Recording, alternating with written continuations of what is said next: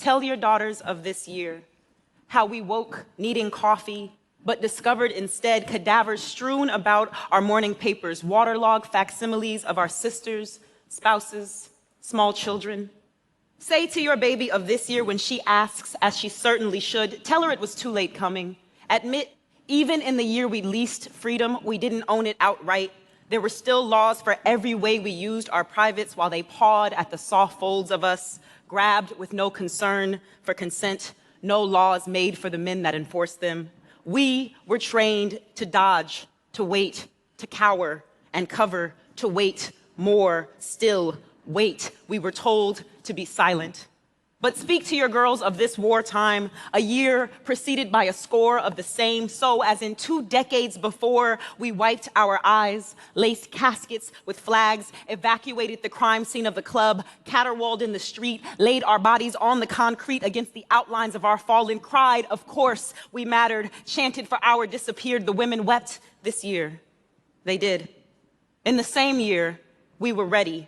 The year we lost our inhibition and moved with courageous abandon was also the year we stared down barrels, sang of cranes in skies, ducked and parried, caught gold in hijab, collected death threats, knew ourselves as patriots, said we're 35 now, time we settled down and found a running mate, made roadmaps for infant joy, shamed nothing but fear, called ourselves fat and meant, of course, impeccable. This year, we were women.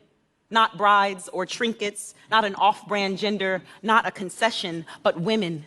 Instruct your babies, remind them that the year has passed to be docile or small. Some of us said for the first time that we were women, took this oath of solidarity seriously. Some of us bore children and some of us did not, and none of us questioned whether that made us real or appropriate or true. When she asks you of this year, your daughter, whether you are offspring or heir to your triumph from her comforted side of history teetering towards woman, she will wonder and ask voraciously, though she cannot fathom your sacrifice, she will hold your estimation of it holy. Curiously probing, where were you?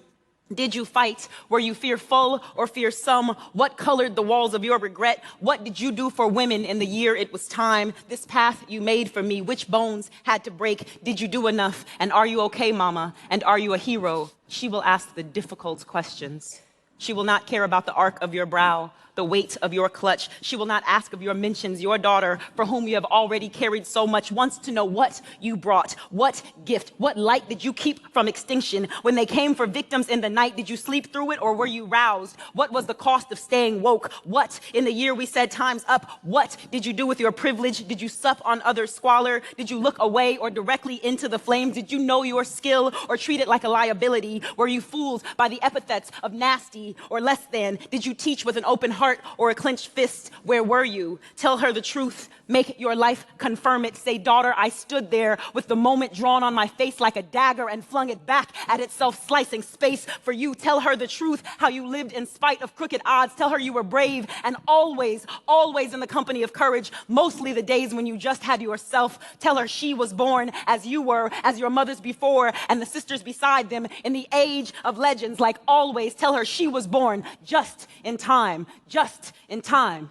to lead.